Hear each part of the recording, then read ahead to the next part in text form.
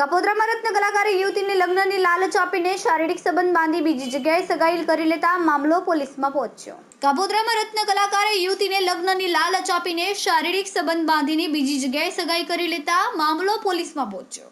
કાપોદ્રા પોલીસે યુવતીની ફરિયાદ લઈને યુવક સામે બળાત્કારનો ગુનો નોંધ્યો। કાપોદ્રામાં રહેતી 24 વર્ષની યુવતી 2 વર્ષ પહેલા હીરાના કારખાનામાં કામ કરતી હતી। તે વખતે ત્યાં કામ કરતા અમર દુધરેજિયા સાથે પ્રેમ થયો હતો।